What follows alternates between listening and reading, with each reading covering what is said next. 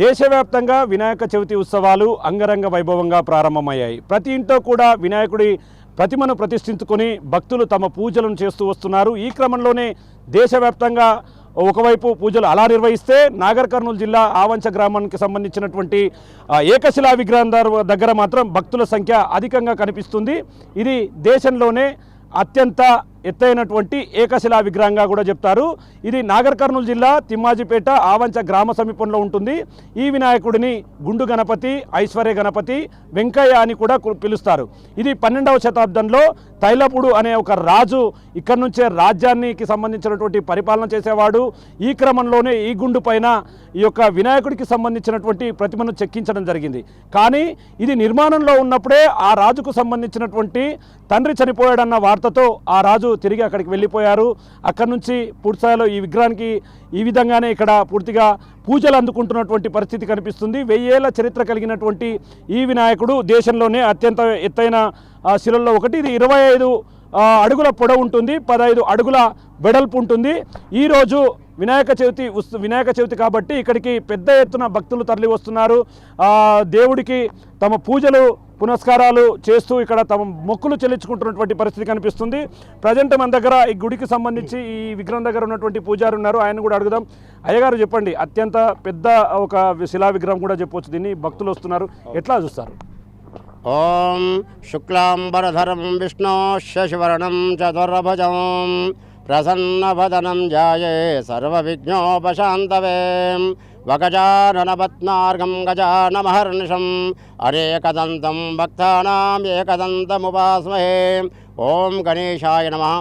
భారతదేశంలో అతిపెద్ద ఏకశిలా గణపతి మన తెలంగాణ రాష్ట్రంలో నాగర్ కర్నూలు జిల్లా తిమ్మాజిపేట మండలము ఆవంచ గ్రామం వెలిసినట్టు ఈ గణపతి, ఈ స్వామివారికి 20 సంవత్సరాల క్రితము గుండు గణపతిగా నామకరణం ఉండేది.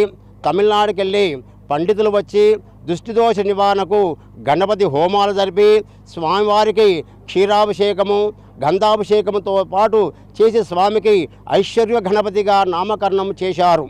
ఇది 12వ శతాబ్దంలో నిర్మాణం అయినట్టు ఆ రాజు యొక్క తండ్రి మరణాంతరంలో తండ్రి తాండూరు వెళ్ళిపోవడంలో ఈ శిల ఆగిపోయినది. 20 సంవత్సరాల నుంచి భక్తుల రాకతో స్వామివారికి పూజ జరుగుతున్నాయి. ఇది ఉత్తరాదేవి చారిటబుల్ ట్రస్ట్ వారు గుడి నిర్మాణం కొరకు 8 ఎకరాల పొలం తీసుకున్నారు. కొన్ని కంపెనీ కారణాల వల్ల, కరోనా కారణం వల్ల ఈ పని ఆగిపోయినది. అంటే ఈరోజు ప్రధానంగా ఇక్కడ ఎట్లాంటి పూజలు చేస్తారు? ఇక్కడికి చాలామంది భక్తులు కూడా వస్తున్నారు, వారికి ఎట్లాంటి ఏర్పాట్లు చేస్తారు? ఇక్కడ ఉత్తరా చారిటబుల్ ట్రస్ట్ వారు ప్రతి చవితికి సంకటార చతుర్థికి బాలీ పూజలు నిర్వహిస్తున్నారు. మొత్తంగా చూస్తే మాత్రం ప్రధానంగా అన్ని చోట్ల కూడా గణేశుని తీసుకొస్తారు, మండపాల్లో నిలబెడతారు, ఆ తర్వాత విఘ్నేశ్వరుని నిమజ్జనానికి కూడా తీసుకువెళ్తారు. కానీ ఇక్కడ పంచభూతాలే ఆ విఘ్నేశ్వరుడికి పూజలు చేస్తున్నాయి. ఇక్కడ పూజల అనంతరం కూడా విఘ్నేశ్వరుడు ఇదే విధంగా ఇక్కడే ఉంటూ భక్తులకు కొంగు బంగారమై నిలుస్తున్నటువంటి పరిస్థితి కనిపిస్తుంది. చుట్టూ పచ్చని పొలాల మధ్యలో ఒక ఏకశిలా విగ్రహం, అది కూడా దేశంలోనే అత్యంత ఎత్తైన విగ్రహంగా ఇక్కడ ఉండడంతో ఇది చాలా ప్రతిష్టాత్మకతను సంతరించుకుంటున్నటువంటి పరిస్థితి కనిపిస్తుంది. ఇది ఉత్తర చారిటబుల్ ట్రస్ట్ వారు కూడా దీనికి సంబంధించి వెలుగులోకి తీసుకురావడం జరిగింది. ఇక్కడ విగ్రహానికి ప్రాణప్రతిష్ఠ చేయడం, ఐశ్వర్య గణపతిగా కూడా నామకరణం చేయడం జరిగింది.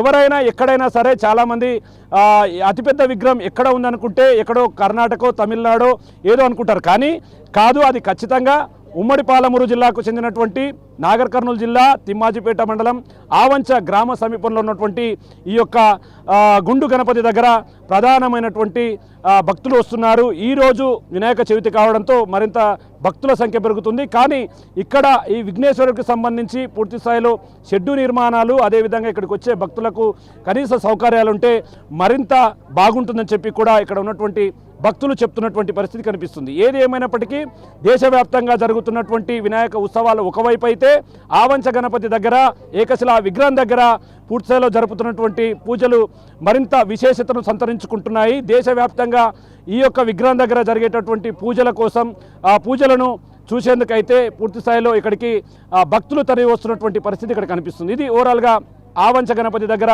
ఉన్నటువంటి లేటెస్ట్ అప్డేట్. కెమెరా పర్సన్ నగేష్తో శంకర్ గౌడ్, బిగ్ టీవీ, ఆవంచ గణపతి నుండి.